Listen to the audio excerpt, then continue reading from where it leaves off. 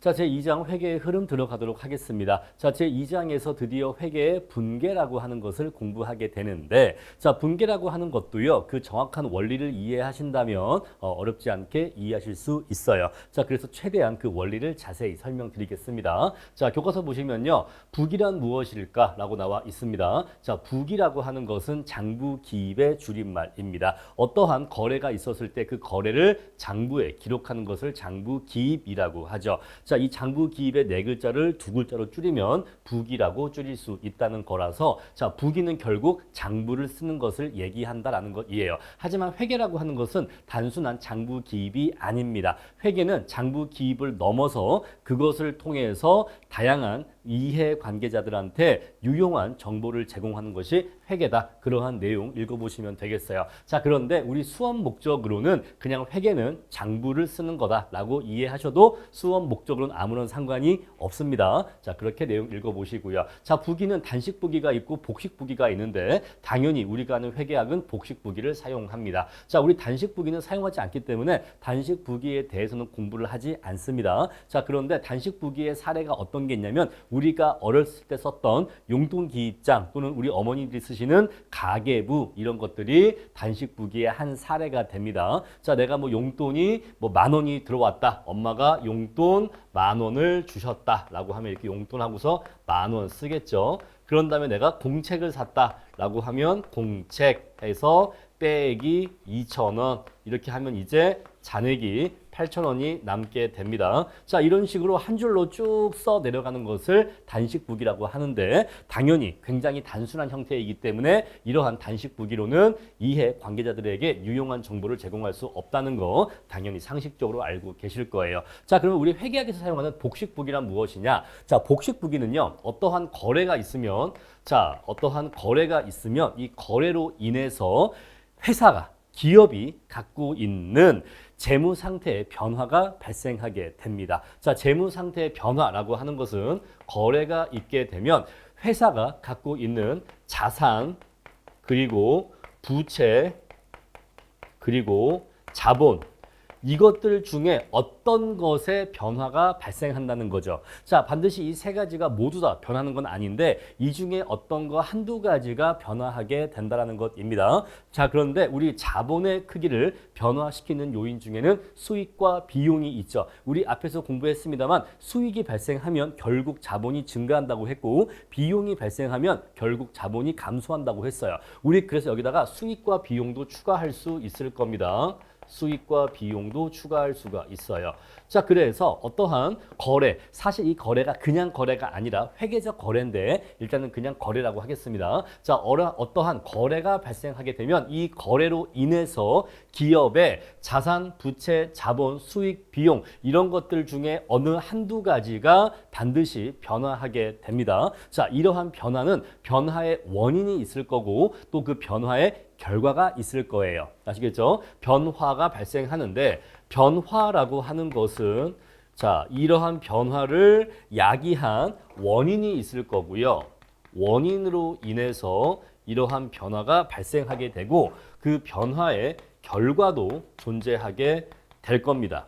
이해하시겠죠? 자, 변화의 원인이 있고 그 변화로 인한 결과가 있을 거예요. 자, 한 가지 예를 들어 봅시다. 자, 어떤 기업이 돈이 필요해서 은행에서 3억 원을 차입했다라고 합시다. 은행에서 3억 원을 대출 받았다라고 해 보겠습니다. 자, 그러면 우리 이 기업의 자산, 부채, 자본, 수익, 비용 이것들 중에서 어떠한 항목이 변화했는지 봅시다. 자, 은행에서 3억의 대출을 받으면 부채가 생겼습니까? 그죠? 자, 차입금이라고 하는 차입금 3억 원이라고 하는 부채가 생겼습니까? 네, 부채가 생겼죠. 부채가 증가했습니다. 부채가 증가했어요. 그죠? 3억 원이라는 빚이 없었는데 없었던 빚이 3억 원이 생긴 겁니다. 자, 부채가 3억 증가했죠. 하지만 우리가 은행에서 대출이 3억 원이 들어오면 회사에 현금이라고 하는 자산이 3억 원 증가하겠습니까? 그렇죠. 은행 돈이 들어오니까 내 수중에 돈이 3억이 증가하겠죠. 현금 3억 원이 증가하게 될 겁니다. 자, 현금은 자산 항목이기 때문에 자, 자산이 3억 원어치 증가한다는 것을 아실 수 있을 거예요.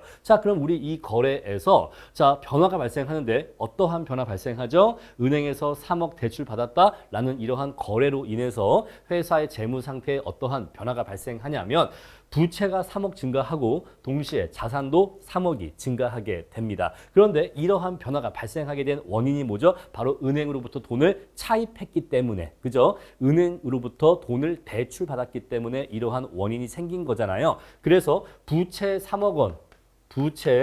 3억 원이 생긴 것이 은행으로부터 대출 3억 원을 받은 것이 이러한 변화의 원인이라고 얘기할 수가 있고 그 결과 회사의 금고에는 현금 3억 원이 생겼죠. 자, 그 결과 현금이라고 하는 자산이 3억 원이 생긴 겁니다.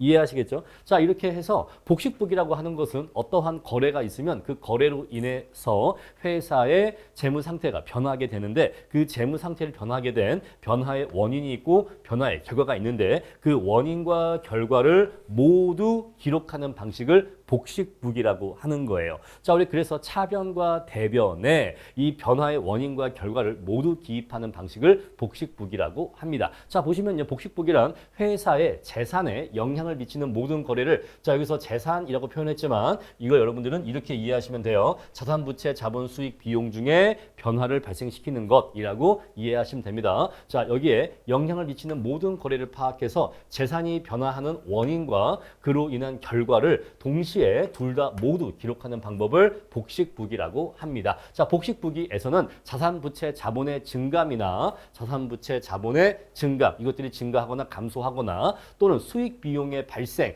이러한 수익과 비용이 발생하는 것 자, 이것들을 일정한 작성 원리에 따라 차변과 대변으로 분리해서 이중으로 양쪽에 모두 다 기록을 하게 됩니다. 자, 이렇게 차변과 대변에 기록을 하게 되면 사실 이건 지금 차변과 대변이 올바르게 들어간 건 아닙니다. 자, 우리가 회계 장부를 쓴다면 우리가 보통 이렇게 써요. 자, 차변 이렇게 쓰고 이렇게 해서 대변 이렇게 씁니다. 자, 우리 차변은요. 일단 뒤에 가서 왜 이게 왼쪽에 오는지 왜 이게 오른쪽에 오는지 이따가 뒤에 가서 설명드리겠습니다만 일단은 결과만 보세요. 자, 현금 3억 원이 들어왔다. 현금 3억 원이 들어왔다. 이렇게 적어주고요. 자, 은행 대출 차입금 3억 원이 생겼죠. 자, 차입금이라고 합니다. 빌린 돈은 차입금이라고 해요. 차입금 3억 원이 생겼다. 이렇게 해서 자, 재산 상태의 변화의 원인과 결과를 차변과 대변에 양쪽에 모두 적어주는 방식을 복식부기라고 합니다. 자, 이런 식으로 거래를 기록하게 되면 차변에 이렇게 기록이 계속 쌓이겠죠. 또 이런 식으로 대변에 기록이 계속 쌓일 겁니다. 그러면 이렇게 쌓이는 것들의 금액을 다 합친 총합이 있을 거고 이것들의 금액을 다 합친 총합이 있을 건데 이 좌변과 우변, 즉 차변과 대변의 요 합계액은 일치한다, 일치하지 않는다, 무조건 일치할 수밖에 없다는 거예요. 아시겠죠? 무조건 일치할 수밖에 없습니다. 자, 지금 우리가 가장 단순한 한 가지 거래를 놓고서 예시하고 있는데 여기 보시면 자, 차입금 3억 원이 생겼다. 그로 인해서 현금 3억 원이 들어왔다. 그래서 3억 똑같은 액수가 차변과 대변에 적혀지기 때문에 당연히 차변의 금액의 합계와 대변의 금액의 합계를 나중에 집계해보면 양자는 일치할 수밖에 없는데 우리 이것을 대차 평균의 원리라고 합니다. 자, 차변의 합계와 대변의 합계가 일치하는 원리를 대차 평균의 원리라고 해요. 자, 여기서 평균이라고 하는 것은요. 우리가 에버리지를 얘기한 게 아닙니다. 우리가 보통 얘기하는 평균은 에버리지를 얘기하죠. 근데 여기서의 평균은 에버리지의 의미가 아니라 이퀄의 의미예요. 차변의 합계와 대변의 합계가 같다라는 의미입니다. 아시겠죠? 그래서 차변과 대변의 합계가 같은 원리라고 이해하시면 되겠어요. 자, 따라서 우리가 이런 식으로 여러 가지 회계적 거래를 이렇게 차변과 대변에 기록을 해봤는데 차변의 합계와 대변의 합계가 일치하지 않는다라고 하는 것은 아, 내가 뭔가 중간에 틀린 게 있구나라는 것을 의미하기 때문에 자, 차변과 대변의 액수가 총액이 일치하지 않는다라고 하는 것은 스스로 그 오류를 발견할 수 있는 자기 검증 능력이 있다는 장점이 있습니다. 자, 따라서 복식부기는 그 회계 장부를 기입하는데 장부를 정리하는데 어려움이 있습니다만 이러한 장점이 있기 때문에 오늘날 대부분 기업들은 당연히 복식부기로 장부를 기입하고 있다라는 것 말씀드릴 수가 있어요. 자, 그럼 이제 우리가 복식부기의 원리에 대해서 들어갈 겁니다. 자, 이 복식부기의 원리를 공부하면서 이제 우리는 분계라고 하는 것을 공부하게 될 거예요. 자, 복식부기란 이렇게 해서 차변과 대변에 모두 적는 방식을 복식부기 무게라고 한다라는 거 이미 말씀드렸고 우리가 앞에 전 시간에서 어떠한 내용 공부했냐면 자, 회계 등식이라고 해서 우리 요 그림과 함께 회계 등식이 이렇게 등식이 성립한다라고 하는 것을 말씀드렸습니다. 그렇죠? 자, 자산 플러스 비용은 어디에 있죠? 왼쪽에 있고요. 부채 플러스 자본 플러스 수익은요, 오른쪽에 있습니다. 자, 우리 회계학에서 왼쪽은 차변이라고 했고, 자, 우리 오른쪽은 대변이라고 했어요. 우리 그래서 자산과 비용은 차변 항목이라는 것을 알 수가 있고, 그리고 부채 자본 수익은 대변 항목이라는 것을 알 수가 있습니다. 아시겠죠? 자, 우리 그래서 자산과 비용은 차변 쪽에 있고 부채 자본 수익은 대변 쪽에 있다라는 것을 아실 수 있어요. 자, 따라서 자산이라고 하는 것에 대해서 이쪽 차변에다가 기입을 한다고 하는 것은 뭘 의미한다? 자산의 증가를 의미하는 거예요. 자, 자산 항목을 차변에 기입한다고 하는 것은 자산의 증가를 의미합니다. 자, 그런데 똑같은 자산 항목인데, 자, 이것을 우리가 앞으로 이제 계정이라고 할 거예요. 자산 계정을 대변에다가 기입한다고 하는 것은 자산의 감소를 의미하게 됩니다. 자, 일단 여러분들께 어디까지 말씀드리고 싶냐면 자산과 비용은 이쪽 차변 계정이다라는 것하고 부채 자본 수익은 대변 계정이다라는 것까지 일단 여러분들 정리를 해 주세요. 자, 왜 제가 차변이고 왜 제가 대변인지는 저 위에 있는 그림을 통해서 아까 말씀드린 원리로 이해를 해 주시면 됩니다. 자, 우리 교과서 보시면요. 복식부기의 원리라고 해서 자, 자산은 이쪽에 있고 자산 플러스고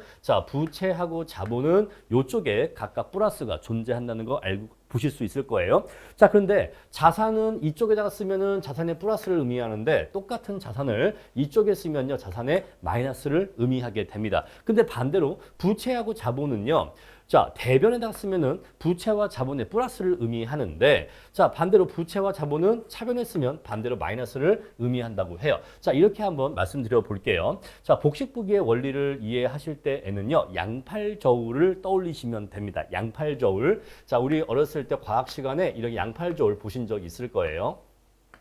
자, 이렇게 해서 양팔저울이 이렇게 있다라고 해 보겠습니다. 자, 우리 그랬을 때 여기다가 무게추를 올릴 건데 여기 무게추를 이렇게 5g짜리를 올렸다라고 해 보겠습니다. 자, 그러면 이 무게가 어떻게 측정될까요? 자, 우리 이쪽을 차변이라고 하고 이쪽을 대변이라고 하겠습니다. 자, 우리 이렇게 좌우가 있었는데 차변에다가 5g짜리 무게추를 올리면 우리 이 무게추의 무게가 얼마라고 측정될까요? 5g이라고 측정이 될 겁니다. 아, 이 추는 5g짜리야 라고 측정되겠죠? 오케이. 자, 그랬을 때 만약에 내가 여기에다가 3g짜리 추를 추가했다고 합시다. 3g짜리 추를 추가합니다. 자, 같은 차변, 같은 쪽에 3g짜리 추를 추가하면 이제 이쪽 차변의 무게는 얼마로 측정되겠습니까? 당연히 8g으로 측정될 겁니다. 이해하시겠죠? 자, 그래서 우리가 같은 쪽에다가 무게추를 더 실으면 그쪽의 무게가 더 증가하는 것으로 측정이 됩니다. 이해하시죠? 그런데 만약에 우리가 반대쪽에다가 4g짜리 무게추를 올렸다라고 해보겠습니다. 반대쪽에 4g짜리 무게추를 올리면 우리가 이쪽에서 무게추를 덜어낸 건 아니잖아요. 그죠? 있는 무게추를 일부 뺀 건 아닙니다. 그런데 8g 무게추가 있는 상태에서 이쪽 반대 방향에다가 4g짜리 무게추를 올려주면 원래 이게 처음에 5g이었죠. 그런데 3g짜리 무게추를 올리니까 이제 얘가 8g이 된 겁니다. 그렇죠? 여기다가 같은 쪽에다가 이렇게 플러스 3g을 올려준 거잖아요. 그런데 이쪽에다가 4g짜리 무게추를 올리면 이제 이쪽 무게추의 무게는 실질적으로 얼마라고 측정이 될까요? 4g이라고 측정이 될 겁니다. 이해하시죠? 왜? 반대쪽에 4g이 올라가면 이쪽에 무게추를 빼지 않았어도 상대적으로 얘가 무게가 덜 나가면서 이제 이쪽에 무게가 4g만 있는 것으로 측정이 될 거예요. 얘가 이제 4g으로 측정이 될 겁니다. 자, 여러분들 여기에서 이 원리를 잘 눈여겨봐 주세요. 같은 쪽에 자, 얘를 어떤 계정이라 합시다. 자, 같은 쪽에다가 무게추를 더하면 이쪽의 무게가 증가합니다. 같은 쪽에 무게추를 더하면 그쪽의 무게가 증가해요. 그런데 반대쪽에 무게추를 올리면 그거만큼 이쪽의 무게가 감소합니다. 요 원리 이해하시겠죠? 자, 그럼 이제 볼게요. 자, 우리가 토지라고 하는 자산이 있습니다. 자, 어떤 기업이 빵 공장을 이제 내려면 토지가 필요하겠죠? 그래서 원래 토지가 얼마어치 있었냐면, 자, 토지를 10억을 주고 매입을 했다고 칩시다. 자, 10억을 주고서 토지를 매입을 했고 이 토지를 매입하는 대금은 현금을 주어서 매입을 했다라고 합시다. 자, 일단 왜 토지가 차변이냐? 그거 말씀드릴게요. 토지는 기업의 자산 계정입니다. 자산 계정이에요. 자, 계정이라고 하는 것은 뒤에 가서 말씀드릴 건데 그냥 일단 항목이라고 말씀드릴게요. 자, 토지라고 하는 거는 기업의 자산을 이루는 한 항목이에요. 그죠? 그래서 어떤 기업이 토지가 많아진다. 그 말은 그 기업의 자산이 커진다라는 걸 의미합니다. 자, 우리 그래서 토지는 자산인데 여러분 우리 앞에 가시면요. 이미 우리가 공부한 적이 있어요. 교과서 어디 보시냐면요. 9페이지 봐주세요. 9페이지. 자, 9페이지 봐주시면은 자산 나와 있고 자산 밑에 파란색 박스로 대표적인 자산의 계정 과목들이 나와 있습니다. 밑에 뭐가 있죠? 현금, 예금, 매출채권, 대여금, 상품, 건물, 토지, 비품 이런 것들은 기업의 자산을 이룬다라고 되어 있잖아요. 우리 그래서 현금이나 예금이나 매출채권, 대여금, 상품, 건물, 토지, 비품 이런 것들이 증가하는 건 자산의 증가를 의미하기 때문에 이렇게 자산 항목의 증가는 차변에 적어 주셔야 되는 거예요. 자, 우리 그래서 현금 10억 원을 들여서 토지를 10억 매입했다라고 하면 토지라는 자산이 증가한 것이기 때문에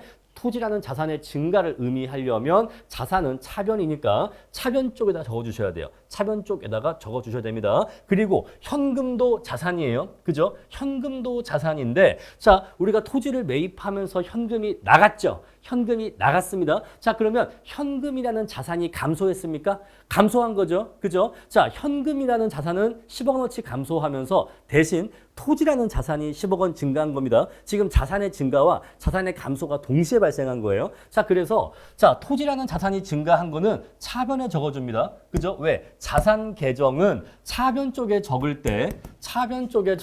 때 자산의 증가를 의미하는 겁니다. 토지라는 자산이 10억 원어치 증가한 거예요. 자, 근데 이쪽 보시면요. 자, 대신 현금이라는 자산이 10억 원 감소했죠. 그래서 현금 10억이라는 자산이 감소했다는 걸 나타내주기 위해서 현금 10억은 대변에 적어주는 겁니다. 자, 현금은 자산 계정인데, 즉 자산에 해당하는 항목인데 현금을 대변에 적어주게 되면 현금이라는 자산이 10억 원어치 감소했다는 걸 의미해요. 아시겠죠? 자, 더 해보겠습니다. 자, 토지를 공장을 하나 더 내기 위해서 토지를 추가로 매입했다고 합시다. 자, 토지를 또 추가로 매입했어요. 자, 토지 이번에는 8억 원짜리 토지를 매입했다라고 해보겠습니다. 자, 그리고 역시 현금으로 8억 원을 지급했다라고 하면은 우리가 이 두 가지 분계를 통해서 이렇게 차변과 대변에 거래를 기록하는 것을 분계라고 하는데 이 두 가지 분계를 통해서 무엇을 알 수가 있냐면 이 기업은 토지라는 자산이 총 18억 원어치가 증가했고 대신 현금이란 자산이 18억 원이 감소했구나라는 걸 알 수가 있는 거예요. 아시겠죠? 자, 좀 더 해봅시다. 자, 이제 토지 여기 10억 원이 있는데 토지가 너무 큰 것 같아. 이 중에 절반을 팔기로 했습니다. 토지의 면적 절반을 잘라서 5억 원어치를 팔기로 했어요. 너무 토지가 커서 절반을 팔기로 했습니다. 자, 그러면 토지 5억이 감소하는 거잖아요. 그죠? 10억짜리 토지를 반 잘라서 반은 파니까 토지라는 자산이 절반으로 감소하겠습니까? 10억에서 5억으로 감소하겠습니까? 자, 감소할 때 어떻게 하는 거예요? 반대쪽에다가 무게추를 올려주시면 되는 겁니다. 자, 우리 그래서 이쪽에다가 자, 대변 있는데 이쪽에다가 토지 하고서 5억 적어 주시면 뭘 의미하는 거다? 토지라는 자산이 5억 원어치 감소했다는 걸 의미하는 거예요. 자, 토지는 자산 계정이기 때문에 대변에 적는 경우에는 그 자산이 그거만큼 그 액수만큼 감소했다는 걸 의미하는 겁니다. 자, 이렇게 해서 토지의 판매 대금으로 대신 5억을 받았다라고 하면은 현금 5억이 들어오겠죠. 그럼 이렇게 해서 현금 5억을 이렇게 적어주게 되는 겁니다. 자, 그러면 우리가 요 위에 두 개의 거래가 있고 요 밑에 1번, 2번, 3번 했었을 때 1번, 2번 거래가 있고 3번 거래가 있는데 1, 2번 거래와 3번 거래의 차이점이 뭐죠? 1, 2번 거래는요. 토지라는 자산의 증가 그리고 현금이라는 자산의 감소를 나타낸 것이었어요. 그죠? 근데 3번 거래는요. 현금이라는 자산의 증가 그리고 반대로 토지라는 자산의 감소를 나타내는 분계가 되는 겁니다. 아시겠죠? 자, 이런 식으로 토지도 자산 계정이고 현금도 자산 계정이라서 이쪽에 토지가 적힌다라는 것은 뭘 의미한다? 토지라는 자산이 증가했다는 걸 의미하는 거예요. 자, 반대로 토지가 이쪽에 쓰인다, 대변에 쓰인다라고 하면은 토지라는 자산이 그 액수만큼 감소했다는 걸 의미하는 겁니다. 양팔절 원리로 이해해 주셔야 돼요. 자, 양팔절 원리로 설명드린다면은 원래 여기 10g, 여기 10억짜리 무게추가 있고 여기 8억짜리 무게추가 있는데 이쪽에 5억짜리 무게추가 올려가는 경우에는 이쪽에 무게가 얼마죠? 13억으로 무게가 측정될 겁니다. 그런 원리로 이해하시면 돼요. 자, 반대로 자, 현금이라고 하는 것도 역시 자산 계정인데 자, 현금이 차변에 쓰이는 경우에는 자산 계정이 차변에 쓰이면 그것의 증가를 의미하기 때문에 현금이 5원어치 증가했던 걸 의미해요. 하지만 자산 계정이 대변에 쓰이는 경우에는 현금이 10억 그리고 8억 원어치 감소했다는 걸 의미하는 겁니다. 자, 이런 식으로 해서 자산은 차변 계정이기 때문에 자, 자산의 증가를 나타내고 싶으면 차변 쪽에 기록을 해 주셔야 되고 자산의 감소를 나타내고 싶으면 대변 쪽에다가 기록을 하시면 되는 겁니다. 자, 그런데 부채와 자본은 애초에 대변 쪽 계정이에요. 그죠? 대변 쪽 계정이기 때문에 자, 부채와 자본의 증가를 나타내고 싶으면 이쪽에다가 적어 주셔야 됩니다. 대변에다가 적어 주셔야 돼요. 자, 우리 예를 들어서 아까 얘기했었던 은행에서 대출 3억을 받았다라는 거 해볼게요. 자, 그럼 대출 3억 받았으면 부채가 증가합니까? 네, 차입금이라는 부채가 증가하죠. 자, 부채가 증가했어요. 그럼 이 부채가 증가했다를 차변에 적어야 돼요? 대변에 적어야 돼요? 부채는요? 부채 항목은 대변 항목이기 때문에 대변에 적어 주셔야 되는 거예요. 자, 우리 그래서 자, 대변에다가 차입금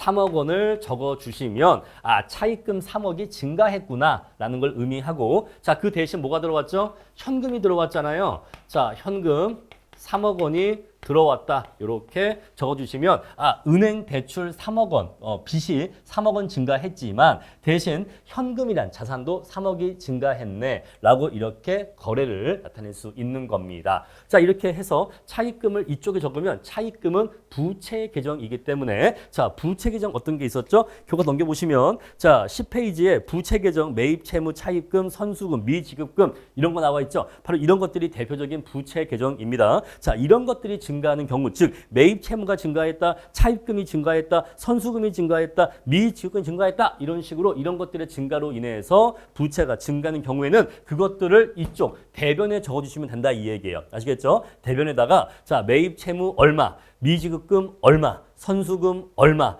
그 다음에 미지급금 얘기했나요? 선수금, 미지급금 얼마 이렇게 적어주면은 다 그것들이 얼마씩 증가했다는 걸 의미하는 거예요. 근데 반대로 이 똑같은 계정인데 이 똑같은 계정을 차변에 적어주는 경우에는 부채 계정을 차변에 적어주는 경우에는 뭘 의미한다? 부채 계정의 감소를 의미하는 거예요. 그래서 매입 채무 이쪽에 3억 적어주면은 아, 매입 채무라는 부채가 3억이 감소했다는 걸 의미하고 자, 차입금 3억을 이쪽에 적어주면은 아, 차입금이 3억이 감소했네. 은행의 빚을 3억 갚았나 보네. 이렇게 이해하고 다음에 선수금 자, 이쪽에 선수금 3억 쓰면요. 아, 선수금이라는 부채가 3억이 감소했네. 자, 미지급금 3억 쓰면은 아, 미지급금이라는 부채가 3억이 감소했네. 라는 것을 의미하는 거예요. 아시겠죠? 자, 우리 이렇게 은행 돈 빌렸습니다. 그런데 이 중에서 1억을 갚았다라고 해볼게요. 자, 그러면 차입금 3억 중에서 1억을 갚을 겁니다. 자, 갚았다 이 말은 부채가 1억이 감소했다 이 말이잖아요. 자, 그래서 이쪽에 차변이라고 쓴 다음에 차입금 1억 쓰면 됩니다.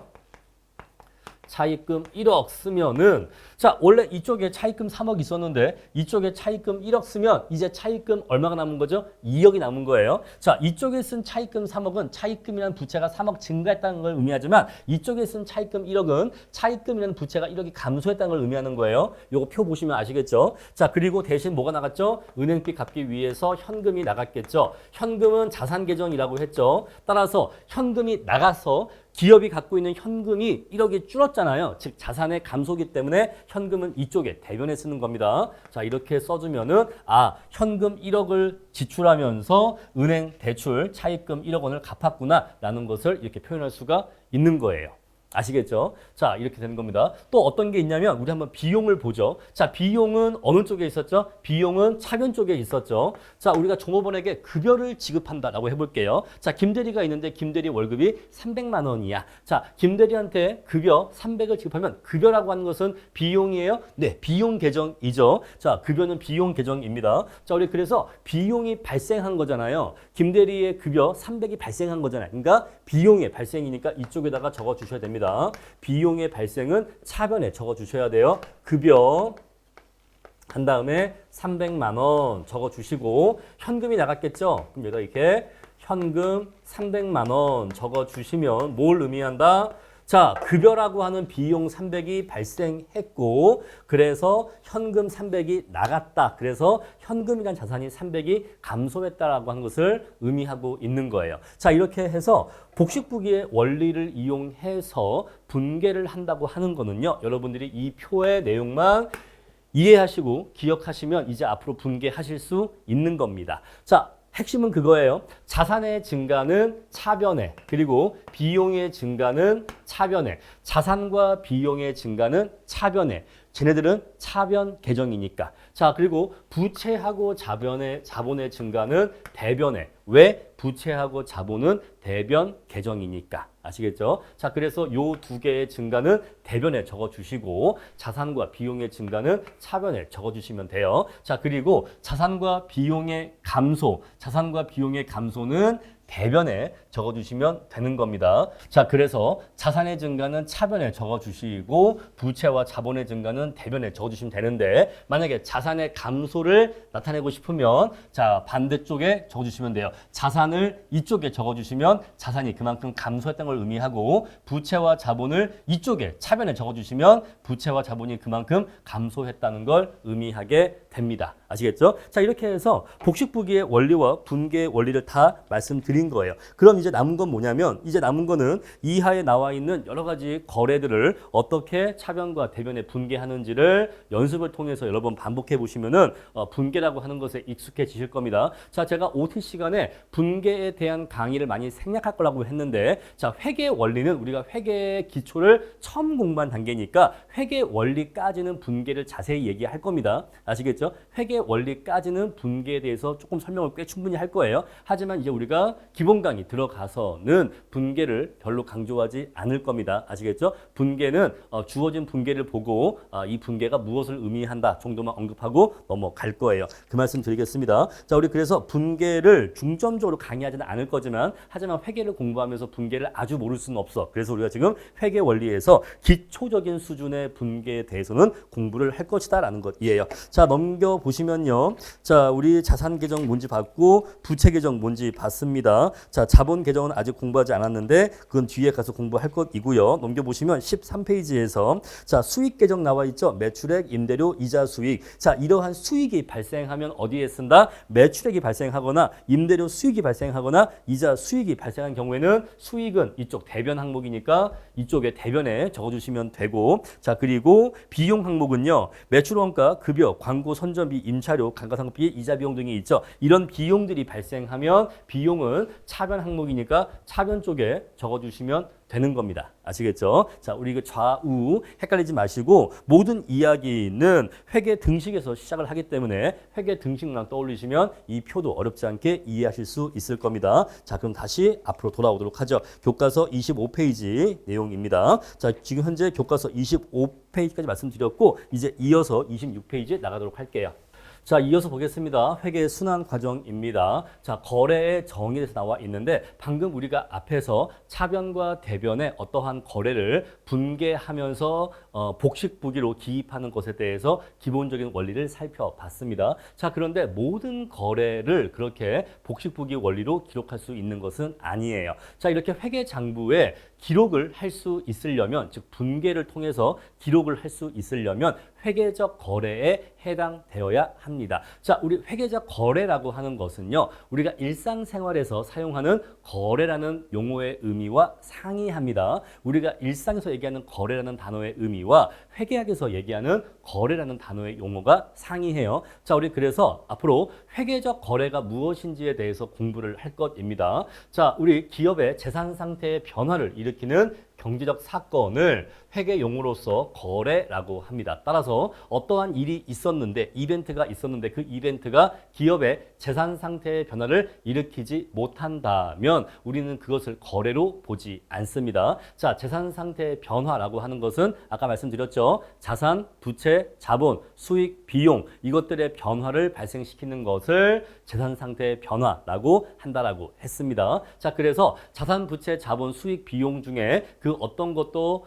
변화시키거나 발생시키지 않는 경우에는 우리는 그것을 거래라고 하지 않아요. 자, 우리 그래서 회계상 거래로 인식되기 위해서는 두 가지 요건을 충족해야 되는데 첫 번째는 그 거래로 인해서 회사의 재산 상태에 영향을 미쳐야 합니다. 다시 한번 자산, 부채, 자본, 수익, 비용의 변화에 영향을 미쳐야 되고요. and 두 번째 그 영향의 크기를 화폐액으로 금액으로서 측정할 수 있어야 됩니다. 이 두 가지가 모두 and로 충족되어야지만 그러한 회계적 거래를 회계장부에 기록할 수가 있게 되는 겁니다. 자, 우리 한번 예를 살펴볼게요. 자, 케이스 1 보시면요. 외국에 기계를 사기 위해 주문을 하는 경우, 건물에 매각을 하기 위해서 계약을 하는 경우 여기 보시면은 주문이 있고 계약이 있는데 자, 우리 이것은요. 일상생활에서는 우리 이런 것들을 거래라고 표현을 합니다. 자, 일상생활에서는 내가 물건을 사기 위해서 주문하고 이런 것을 거래라고 표현을 해요. 하지만 회계적으로는 이런 것들은 거래에 해당되지 않습니다. 자, 이런 것들은 회계상의 거래에 해당되지 않아요. 왜냐하면요. 자,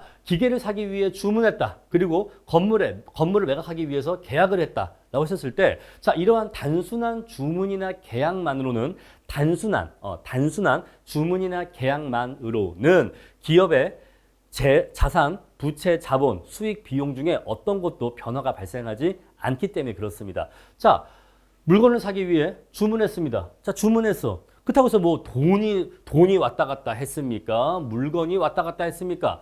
이 주문만 한 것 갖고는 어떠한 재산 상태의 변화도 발생하지 않았다는 거예요.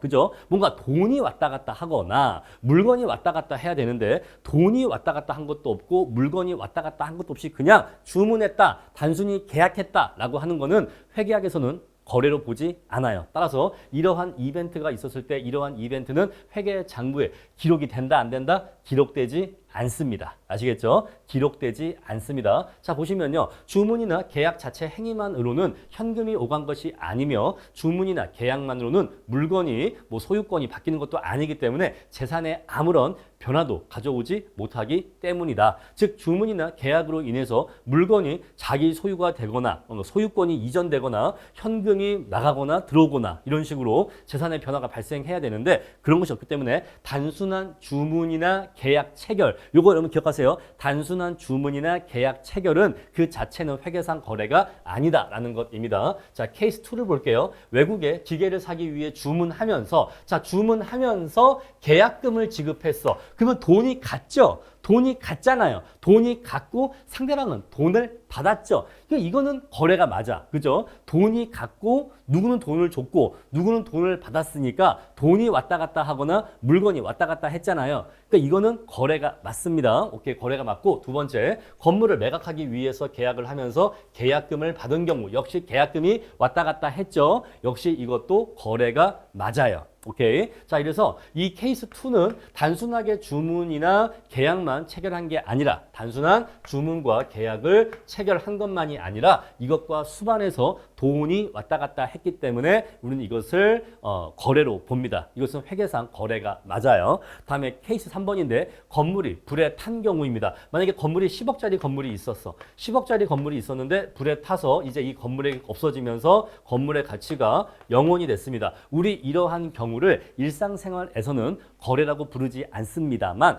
회계학에서는 이것을 거래라고 불러요. 그러니까 역시 이것도 차이점이죠. 자, 일상생활에서 건물이 불에 타서 없어지는 걸 저 거래했네 라고 말하지 않지만 회계학에서는 있었던 건물이 없어지는 것, 있었던 자산이 없어지는 것 역시 거래라고 부릅니다. 왜냐하면 10억짜리 건물이라는 자산이 빵원으로 없어진 거잖아요. 그죠? 10억짜리 건물이라는 자산이 빵원짜리가 된 것이기 때문에 건물이라는 자산의 가치가 10억에서 빵원으로 10억어치 감소했습니까? 자산이 변했죠. 즉 재산 상태의 변화가 발생한 거예요. 그래서 건물이 불에 타서 없어지거나 홍수가 발생해서 건물이 유실된 경우, 물에 떠내려가서 없어진 경우 역시 이런 거 전부 다 거래에 해당됩니다. 아시겠죠? 왜냐하면 재산 상태의 변화가 있었기 때문이에요. 그래서 지금 우리가 케이스 3번을 보시면 아시겠지만 케이스 3번에서 명확하게 느낌이 오죠. 아, 회계상 거래와 일상생활에서의 거래가 굉장히 의미상 차이점이 있구나라는 것을 느끼실 수 있을 겁니다. 자, 케이스 4번 볼게요. 12월 급여를 아직 지급하지 않았대요. 자, 내가 회사를 운영하고 있고 김대리를 고용하고 있는데 김대리가 지금 15일째 일을 하고 있습니다. 자, 15일째 일을 하고 있는데 내가 아직 김대리에게 급여를 지급하지 않았어요. 자, 그러면 월급이 나갔습니까? 안 나갔죠. 내 현금이 안 나갔습니다. 하지만 내가 줘야 될 급여라고 하는 비용은 발생한 겁니까? 발생한 거죠. 내가 사람을 15일치를 썼으면 반달치 급여가 비용은 발생한 거예요. 내가 아직 주지 않았을 뿐이지 김대리 15일치 급여라는 비용은 발생한 겁니다. 이해하시겠죠? 따라서 역시 이것도 거래에 해당됩니다. 이것도 회계상 거래에 해당돼요. 자, 우리 또 이런 경우 한번 예를 들어보죠. 우리가 어떤 원룸에 들어가 사는데 원룸의 월세가 후불이야. 월세가 후불입니다. 자, 한 달 월세가 30만 원이라고 할게요. 그럼 하루에 10,000원꼴이겠죠? 자, 내가 지금 이 방을 쓴 지가 10일이 지났습니다. 나는 근데 아직 이 방에 월세를 내려면 아직 20일 남았거든요. 그죠? 한 달이 지나야지만 후불로 월세를 내기 때문에 내가 월세 냈어요? 안 냈어요? 아직 안 냈어. 아직 월세를 내진 않았지만 내가 현재 이 방에 들어와서 10일째 살고 있습니다. 그럼 사실 임차료가 10만 원어치가 발생한 겁니까? 네, 맞아요. 내가 아직 임차료를 내지는 않았지만 열흘에 해당하는 10만 원이라고 하는 임차료는 발생을 한 겁니다. 그죠? 요건 비용이 발생한 거예요. 따라서 내가 아직 월세 지급하지 않았어도 내 재산 상태의 변화가 발생했죠. 왜? 10일치 월세 10만 원이라는 비용이 발생했으니까. 아시겠죠? 자, 이렇게 해서 자산, 부채, 자본, 수익, 비용의 변화를 일으키면 우리 그것을 회계상 거래라고 한다라는 것이에요. 자, 나머지 내용들은 읽어보시면 됩니다. 자, 우리 그래서 어떠한 경제적인 사건이나 활동이 있었을 때 그것이 회계상 거래에 해당된다면 그것을 회계장부에 기록합니다. 회계장부에 기록을 한 다음에 그 기록을 토대로 해서 우리는 재무제표를 작성하게 돼요. 앞에서 얘기했었던 여러 가지 재무제표를 작성하게 됩니다. 그러면 이렇게 작성된 재무제표를 갖고서 여러 이해관계자들이 여러 가지 의사결정을 내리게 된다. 그런 내용이 교과서에 적혀 있으니까 한번 읽어보시면 되겠습니다. 자, 밑에 보시면 거래의 이중성 나와 있는데 거래의 이중성은 이미 앞에서 다 말씀드렸습니다. 자, 어떠한 회계상의 거래가 있으면 재산 상태의 변화가 발생하는데 그러한 재산 상태의 변화가 발생하는 원인과 결과가 모두 존재한다. 원인과 결과가 모두 존재하는데 이 두 가지 측면이 모두 존재하는 것을 거래의 이중성이라 한다라는 것이에요. 자, 내용 그렇게 어렵지 않기 때문에 읽어보시면 쉽게 이해하실 겁니다. 재산 상태의 변화가 발생할 때 그 변화의 발생 원인과 그로 인한 변화의 결과가 두 가지가 모두 존재하게 되는데 어떤 회계상 거래는 재산 상태의 변화의 원인과 결과가 모두 존재하는데 우리 이것을 거래의 이중성이라고 하고 이 거래의 이중성을 차변과 대변에 나누어서 모두 기록하는 것을 복식부기라고 한다라는 것까지 여러분들 한번 읽어보시면 어렵지 않게 이해하실 겁니다. 자, 거래 8요소라고 있는데 자, 거래 8요소는 이렇게 서로 다양한 경우로 매치가 될 수 있다. 그런 내용입니다. 자, 어렵지 않기 때문에 넘어가도록 하고요. 자, 밑에 예제를 보도록 하겠습니다. 자, 밑에 예제를 보면서 이제 우리가 분계를 조금 더 연습을 해볼 거예요. 자, 보시면 1번 건물을 취득하고 현금 50만 원을 지급했다라고 합니다. 자, 우리 액수가 너무 작죠. 사실 50만 원짜리 건물이 어디 있겠습니까? 자, 그런데 지금 이거는 여러분들께 개념을 설명하기 위한 예시일 뿐이지 여기에 적혀있는 금액 자체가 의미가 있는 건 아닙니다. 아시겠죠? 자, 그럼 볼게요. 자, 여러분 건물을 취득했습니다. 여러분 건물이라고 하는 거는 자산 계정일까요? 자산에 해당하는 항목일까요? 맞습니다. 자, 자산 계정이기 때문에 건물을 취득하면 기업이 갖고 있는 건물이라고 하는 자산이 증가하게 돼요. 따라서 자산이 증가했다라고 하는 건 어디에 쓴다? 차변에 기록한다. 따라서 우리 자산의 증가에 해당되기 때문에 이쪽에다가 건물이라고 쓰는 거예요. 그다음에 50만 원 이렇게 쓰면 되는 겁니다. 자, 그런데 대신 건물을 취득하기 위해서 뭐가 나갔죠? 현금 50만 원이 나갔죠. 자, 건물이란 자산은 증가했지만 현금이라는 자산은 감소한 겁니다. 따라서 이 거래는요. 건물이라는 자산의 증가와 현금이라는 자산의 감소가 모두 동시에 발생한 거예요. 자, 그래서 현금이라는 자산이 감소했기 때문에 여기다가 현금 50만 원 적어주면 되는 겁니다. 자, 이렇게 썼을 때 잘 감이 안 오시면은 얘를 이렇게 적으시면 더 이해가 되실 거예요. 자, 건물 50만 원. 자, 그리고 대변 현금 50만 원. 이렇게 기록하게 되는 겁니다. 그죠? 건물이란 자산이 50만 원어치 증가했고 현금이란 자산이 50만 원어치가 감소했다는 거예요. 오케이. 다음에 두 번째 볼게요. 자, 상품 3만 원을 외상으로 구입했대요. 자, 상품 3만 원을 외상으로 구입하면 일단 상품은 들어온 겁니까? 물건이 들어온 거예요. 우리 회사 창고로 들어왔죠. 상품은 자산 계정입니다. 자산에 해당되는 항목이에요. 따라서 자, 자산이 증가했기 때문에 상품 3만 원 들어온 겁니다. 우리 회사 창고에 상품이라고 하는 자산이 증가한 거예요. 3만 원이죠. 3만 원. 자, 그런데 이걸 내가 어떻게 사왔죠? 외상으로 사온 겁니다. 만약에 내가 현금을 줬으면 이 자리에 현금 3만 원 왔을 거예요. 그죠? 근데 현금이 아니라 외상이래. 외상은 뭐라고 했죠? 외상 매입금이라고 하는데, 자, 외상 매입은 부채입니까? 네, 부채 계정이에요. 외상 매입은 부채 계정입니다. 자, 그래서 여기다가 이렇게 해서 대변에 부채 증가하기 때문에 외상 매입이라고 해서 이렇게 해서 부채가 3만 원 증가했다. 상품이라는 자산 이렇게 적어볼까요? 자, 상품이라는 자산이 증가했다는 걸 나타내고 이쪽은요. 외상 매입이라는 부채가 증가했다는 걸 의미하는 거예요. 자, 자산 계정은 차변에 기록할 때 그 자산의 증가를 의미하는 거고 부채 계정은 대변에 기록할 때 그 부채 계정의 증가를 의미하는 겁니다. 아시죠? 자, 이거는요. 건물은 역시 자산의 증가를 의미하고 자, 현금은요. 자산의 마이너스, 자산의 감소를 의미하죠. 이렇게 이해하시면 되고 다음에 세 번째 보시면요. 현금 10만 원 출자해서 회사를 설립했다. 자, 현금 10만 원 출자했으니까 요거는 회사의 자산이 증가한 겁니다.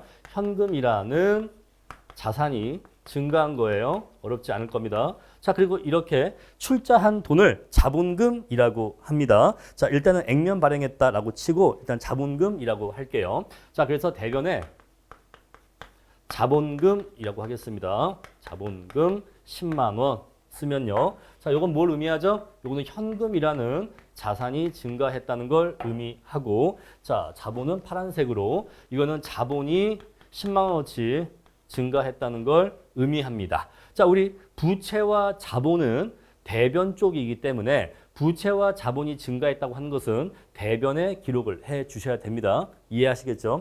다음에 자, 소유하고 있던 건물에 임대료 2만 원 받다. 내가 임대료 낸 거예요? 아니면 받은 거예요? 받은 거죠. 요건 수익입니까? 비용입니까? 수익이에요. 자, 여러분 수익은 어느 쪽이에요? 수익은 차변 쪽이에요? 대변 쪽이에요? 수익이 발생했대. 자, 수익의 발생은 대변 항목입니다. 대변 쪽이기 때문에 이쪽에 적어주셔야 돼요. 자, 그래서 이쪽에다가 대변에다가 임대료라고 적어주시는 거예요. 임대료. 여기다가 임차료 쓰면 안 됩니다. 임차료는 비용을 얘기하는 거예요. 자, 임대료 얼마였죠? 아까 2만 원이네요. 2만 원. 임대료 2만 원. 그러면 대신 뭐가 들어왔을까요? 현금이 들어왔겠죠?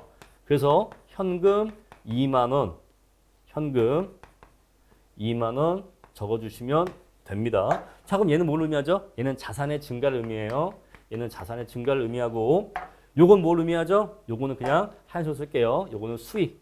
요건 수익의 발생인데 그냥 플러스라고 쓸게요. 자, 이렇게 해서 기록하시는 겁니다. 자, 처음엔 어려워요. 처음엔 헷갈립니다. 자, 우리 경영학과 학생들도 이 분계 처음에 배울 때 이게 뭐야 하면서 눈깔이 뺑뺑 돌아가면서 막 어려워하는데 일단 처음이라 낯선 거예요. 낯선 겁니다. 정확하게 얘기하면 어려운 게 아니라 낯선 거예요. 아직 익숙하지 않은 겁니다. 자, 그래서 이런 식으로 계속해서 여러 가지 거래들을 수십 번, 수백 번 반복하다 보면 굉장히 자연스러워져요. 아시겠죠? 자, 다음에 보겠습니다. 은행에서 빌린 돈 4만 원을 갚다라고 나와 있죠. 자, 은행에서 빌린 돈 4만 원 갚으려면요. 현금 4만 원이 나갔겠죠. 현금 4만 원 나갔을 겁니다. 자, 여기다가 이렇게 대변 현금 4만 원 나갔죠. 요건 뭘 의미하죠? 자산의 감소를 의미합니다. 자, 그리고 은행빚 4만 원 갚으면 부채가 감소할까요? 그죠? 은행빚이 감소하니까 부채가 감소할 겁니다. 자, 부채의 증가는 대변에,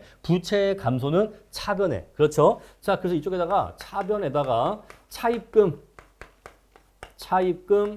4만 원 적어주면 차입금 4만 원을 여기다가 적어주면요. 아, 차입금이 4만 원 감소했네를 의미하는 거예요. 자, 이쪽 뭐라고요? 부채의 감소를 의미합니다. 자, 근데 똑같은 차입금 4만 원을 이쪽에 대변에 쓰면요. 아, 차입금 4만 원이 증가했네. 차입금이란 부채가 그만큼 더 증가했네. 라는 걸 의미하는 거예요. 자, 이쪽에 적어주면요. 부채의 감소라고 했죠. 마지막. 6번인데 종업원 급여 5만 원을 현금으로 지급했대요. 여기 위에다가 쓸게요. 자, 현금으로 지급하면요. 현금이 나갔겠죠. 그러면 이렇게 대변에 현금이 나갔으니까 현금 5만 원 적어주시면 되는 겁니다. 자, 종업원 급여는요. 자산, 부채, 자본, 수익, 비용 중에 어디에 해당되죠? 요건 비용이죠. 여러분, 비용은 어디예요? 비용은요, 차변 쪽 항목이기 때문에 비용이 발생하면 비용은 차변에 적어주는 겁니다. 자, 우리 그저 여기다가 차변이라고 해서 급여 5만 원. 우리 종업원에 대한 급여는 급여라고 합니다. 월급이라고 하지 않고 급여라고 해요. 자, 그래서 급여 5만 원. 이건 뭐죠? 비용의 발생을 의미하는 거예요. 비용의 발생. 자, 요거는요, 자산의 감소, 현금이라는 자산의 감소를 이런 식으로 차변과 대변에 적어주는 것을 우리가 이거를 분계라고 합니다. 열받는다 할 때 분계가 아니라 이렇게 나누어서 기록한다를 분계라고 해요. 자, 그럼 이제 여러분들이 분계의 기본적인 원리를 다 공부하신 거고, 이제 앞으로 어떠한 회계적 거래가 나오게 되면은 그 회계적 거래를 이런 식으로 차변과 대변에 올바르게 분계하실 수 있는 능력이 있으면 좋습니다. 있으면 좋은데, 자, 우리는 객관식 회계 공부하기 때문에 아주 정확하거나 그럴 필요는 없고 적혀져 있는 분계를 보면서 이 분계 내용을 이해할 수 있으면 좋다라는 거 말씀드릴게요. 자, 우리 이런 식으로 교과서가 얘기하고 있는 6가지 거래. 자, 이거 전부 다 6가지 거래죠. 6가지 거래를 이런 식으로 차변과 대변에 다 분계를 했습니다. 자, 그런데 당연히 우리가 매번 차변과 대변에 동일한 크기의 금액을 적어줬기 때문에 자, 차변에 적힌 이 금액들을 다 합치고 요걸 다 합치고 요 대변에 적힌 금액들을 다 합치면 요 금액을 다 합치면 차변의 금액 합계액과 대변의 금액 합계액은 일치할까요? 불일치할까요? 당연히 일치합니다. 차변의 합계액과 대변의 합계액이 일치하는 걸 우리가 뭐라고 했죠? 대차 평균의 원리라고 했죠. 그 내용이 교과서 30페이지에 있고, 자, 이렇게 차변의 합계와 대변의 합계가 일치하기 때문에 만약에 양자가 일치하지 않는 경우에는 아, 뭔가 내가 중간에 틀린 게 있구나라고 하는 오류에 스스로 검증할 수 있는 검증 능력이 있다. 그런 점이 바로 복식부기의 장점이다라는 거 말씀드렸습니다. 자, 이렇게 해서 2번까지 강의했고요. 자, 이어서 세 번째 계정과 분계 들어가겠습니다. 자, 그런데 제가 이미 사실 앞에서 강의를 하면서 계정이라는 용어와 분계라는 용어를 이미 사용했기 때문에 여러분들 이미 계정과 분계가 뭔지는 대충 알고 계실 겁니다. 자, 계정을 말씀드릴 건데요. 자, 제 컴퓨터를 보시면요. 강의 관련 파일들이 모여 있는 폴더가 있습니다. 제 PC에 보면은 강의 관련 폴더라고 되어 있는데 그냥 강의 폴더라고 할게요. 자, 이 폴더 안에 들어가면요. 1차 폴더와 2차 폴더로 구분되어 있습니다. 1차 폴더, 그다음에 2차 폴더 구분되어 있고 1차 폴더 안에는 1차 과목들로 또 폴더가 또 안에 구분되어 있어요. 그래서 여기 보시면 경제학 폴더가 있고 회계학 폴더도 있고 부동산학 폴더도 있고 민법 폴더도 있고 감감법 폴더도 있어요. 자, 2차 폴더 안에는요, 실무 폴더가 있고, 이론 폴더가 있고, 법규 폴더가 있습니다.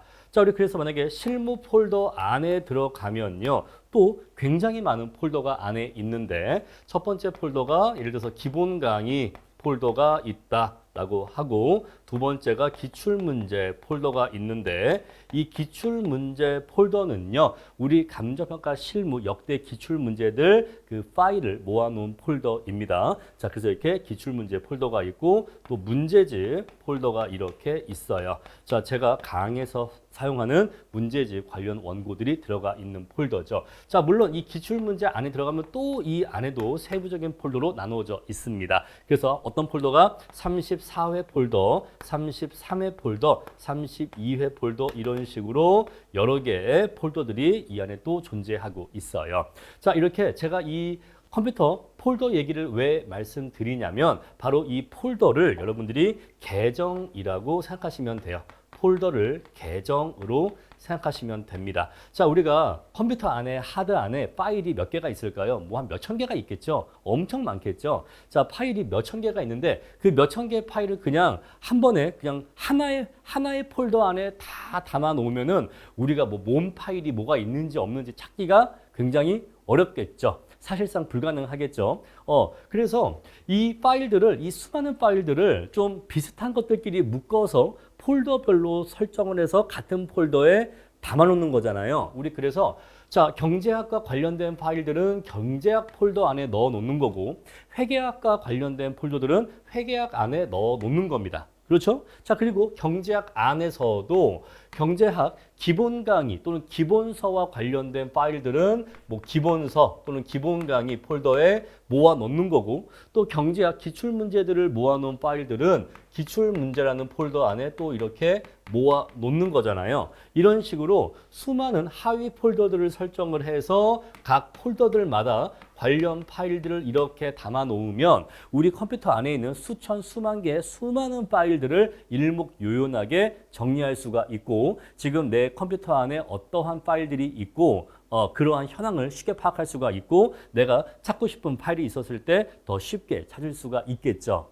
요거 이해하시겠죠? 자, 그럼 이제 다시 회계학으로 들어와서 회계학에서 계정 얘기를 다시 합시다. 자, 기업이 영업활동을 하면서 엄청나게 수많은 거래가 발생하게 될 겁니다. 그죠? 자, 우리가 앞에서 회계상 거래란 무엇인가라고 해서 두 가지 요건 얘기했는데 자, 실제로는 기업이 경영을 함에 있어서 엄청나게 많은 거래가 발생하게 될 거예요. 만약에 우리가 삼성전자를 예를 든다면 삼성전자에 그 고용된 직원이 몇 명입니까? 수만 명이잖아요. 뭐 수십만 명일 수도 있고 그 수많은 직원들의 급여를 지급해야 되고 김대리, 박 과장, 뭐 박사원, 뭐 송 팀장 얼마나 많겠습니까? 그 사람들 급여도 지급해야 되고 또 그리고 재료도 이런 재료도 얼마나 많이 사오겠어요. 반도체라든가 핸드폰 만들기 위해서 얼마나 수만 가지의 부품들이 필요하겠습니까? 그것들을 매입하고 또 물건을 만들어 파는데 이렇게 만들어 파는 물건의 종류도 얼마나 많겠습니까? 따라서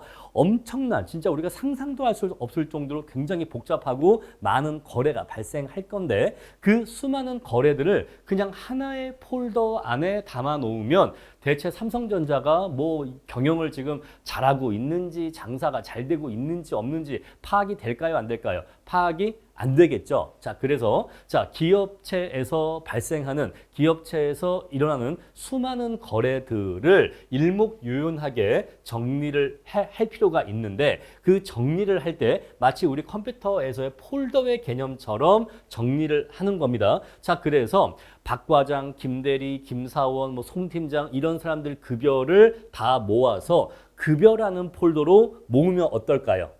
그러면은 우리가 직원들 급여를 지급하는데 조금 더 수월하게 관리할 수 있을 겁니다. 우리 이렇게 급여라는 폴더를 만들 수가 있는데 이것을 하나의 계정이라고 하는 거예요. 급여라고 하는 계정을 만드는 겁니다. 아시겠죠? 자, 우리가 컴퓨터로 얘기한다면 급여라는 폴더를 만드는 건데 우리 이것을 회계학에서는 급여라는 계정을 생성했다, 계정을 만들었다라고 표현할 수가 있는 거예요. 또 삼성전자가 토지를 굉장히 여러 군데의 토지를 갖고 있을 건데 공장이 여러 군데 있으니까 토지도 여러 군데 있을 거예요. 그랬을 때 뭐 어느 동네 어떤 토지, 어느 동네 어떤 토지 이렇게 얘기하면 토지가 뭐 수십, 수백, 수천 필지를 갖고 있을 텐데 그걸 어떻게 다 일일이 그렇게 토지를 이렇게 나열하겠어요. 그냥 토지라고 하는 폴더를 만들어서, 그죠? 토지라고 하는 폴더를 만들어서 관련되는 토지와 관련된 이 파일들, 내용들을 다 그 폴더 안에 넣어 놓으면 삼성전자가 어떤 토지를 얼마나 갖고 있는지를 일목요연하게 파악할 수 있을 겁니다. 그럼 우리 이렇게 토지라는 폴더를 만들어서 그 토지 관련 내용들은 이 폴더 안에서 관리하면 되는데 바로 이 토지 폴더를 토지라고 하는 계정이라고 하는 거예요. 토지라는 계정을 만드는 겁니다. 이해하시겠죠? 자, 그래서 계정이라고 하는 것은 우리가 수많은 컴퓨터 파일들을 효율적으로 관리하기 위해서 만드는 컴퓨터 폴더와 마찬가지로 이해하시면 됩니다. 자, 교과서 보도록 할게요. 앞서 우리는 자산부채, 자본수익, 비용이라는 생소한 명칭을 사용하면서 이들의 개념을 알아봤는데, 자, 이렇게 자산부채, 자본수익, 비용이라고 하는 것들이 바로 계정이라고 하는 거다라는 것이에요. 하지만 계정이라고 하는 것은 상위 계정이 있고 하위 계정이 있죠. 자, 이렇게 이쪽으로 갈수록 상위 계정이고 이쪽으로 갈수록 하위 계정이 되는 겁니다. 자, 우리 그래서 자산이라고 하는 것도 하나의 이 자산이라는 폴더 안에 자산과 관련된 모든 걸 다 담아놓는 게 아니라 이 안에서 또 세분화되는 거죠. 자산이라는 계정 안에는 토지라는 계정, 건물이라는 계정, 기계기구라는 계정, 차량 운반부라는 계정, 현금이라는 계정, 또 매출 채권이라는 계정, 이런 식으로 자산이라는 계정 안에는 또 자산과 관련된 수많은 하위 계정들이 존재하게 되는 겁니다. 아시겠죠? 자, 이런 식으로 자, 거래를 일목요연하게 정리하기 위해서 유사한 거래들끼리 모아놓은 것을 계정이라고 한다라고 부르면 되는 거예요. 자, 계정이란 거래의 성격을 이해하기 쉽게 표시하고 명확하게 기록하기 위해서 같은 종류 및 같은 성질을 가진 것을 항목별로 나누어서 미리 정해놓은 고유 명칭인데 이렇게 얘기하면 이름이 어려우니까 그냥 유사한 것들끼리 모아놓은 폴더다. 이런 폴더 하나하나를 전부 다 뭐라고 한다? 계정이라고 한다라는 것이에요. 자, 우리 한번 예시를 들어보면요. 자, 어떤 기업체가 있다고 합시다. 자, 이 기업체가 수많은 자산과 부채와 자본과 수익과 비용 항목들이 있는데 자, 이 기업이 성수동에 토지 100평 갖고 있고 논현동에도 토지 200평 있다라고 해요. 자, 그러면 성수동 토지와 논현동 토지는 굉장히 성격이 유사하잖아요. 유사하니까 이런 식으로 하지 말고 자, 요걸 묶어서 토지라고 하는 계정을 만들자 이 얘기예요. 토지라는 계정으로 이렇게 묶어서 관리하는 겁니다. 회계 처리하는 거예요. 다음에 여기 보시면요. 이마트에 물건을 납품하고 못 받은 돈, 그리고 롯데마트에 납품하고 못 받은 돈 나와 있잖아요. 그러면 요거하고 성격이 유사합니까? 유사하죠. 성격이 유사하니까 요걸 요렇게 묶어갖고 요걸 뭐라고 할까요? 물건을 납품하고 못 받았으니까 외상매출금이라고 할까요? 외상매출금. 오케이. 자, 외상매출금이라고 하는 계정으로 관리하는 거예요. 다음에 자, 국민은행에다가 대출 이자도 내야 되고 우리은행 대출 이자도 내야 됩니다. 그런데 요거나 성격이 유사하잖아요. 어차피 이자 비용을 내는 거잖아요. 그러니까 요걸 이렇게 묶어서 이자 비용이라고 하는 계정을 만드는 겁니다. 이자 비용이라고 하는 계정을 만들어서 이 폴더 안에서 여러 가지 은행들의 대출 이자를 관리하면 되겠죠. 자, 다음에 자, 김 부장도 7월달 급여 줘야 되고 이대리도 급여 줘야 됩니다. 역시 또 유사하니까 요걸 이렇게 묶어서 급여라고 하는 계정으로 묶어서 관리하면 되겠죠. 급여라는 계정을 만들어서 이 계정 내에서 직원들의 급여를 관리하면 될 것입니다. 자, 그리고 자, 기계를 사고 아직 안 준 돈, 그리고 비품을 사고 아직 안 준 돈 이렇게 있는데 내가 뭔가 물건을 샀는데 아직 안 줬는데 내가 영업 활동 과정에서 상품이나 제품을 구입하고 안 준 게 아니라 상품이나 제품 이외의 것을 구입하면서 안 준 돈이니까 우리 요거 두 개를 묶어서 미지급금이라고 합니다. 미지급금이라는 계정을 만들어서 내가 아직 안 준 돈들을 미지급금이라는 계정 내에서 회계 처리를 하고 관리하면 되는 거예요. 아시겠죠? 자, 이런 식으로 자, 거래의 성격이 유사한 것들끼리 묶어서 하나의 계정 과목으로 이렇게 묶어주면 됩니다. 계정을 만들어서 관리해주면 되는데 그 계정들마다 이름을 붙여야겠죠. 우리가 폴더를 만들 때도 폴더에 이름을 만들어 주잖아요. 이런 식으로 기본 강의, 기출문제, 문제집 이런 식으로 폴더에 이름을 붙이는데 자, 계정에도 이름을 붙여야 됩니다. 자, 우리 계정에 붙이는 이름을 계정 과목이라고 해요. 계정 과목은 이 계정들한테 붙이는 이름을 계정 과목이라고 합니다. 자, 계정이 뭐냐, 계정 과목이 뭐냐라고 하는 것은 맨 처음에 회계 공부할 때나 하는 소리이고 사실 시험과는 큰 상관이 없습니다. 자, 우리가 회계를 처리할 때 우리가 다루는 여러 가지 항목들을 그냥 다 계정과 그것들의 이름을 계정 과목이라 한다. 이렇게 정리하시면 되겠어요. 자, 그래서 여기 보시면 토지라는 계정이 있고 외상 매출금이라는 계정이 있는데 요것들은 전부 다 자산 계정에 포함되는 겁니다. 자산 계정 내에 이런 것들이 있는 거고요. 다음에 이자 비용과 급여는 모두 비용이라고 하는 계정, 비용이라고 하는 계정 밑에 포함되는 하위 계정이고요. 자, 미지급금은 부채죠. 요거는 부채 계정.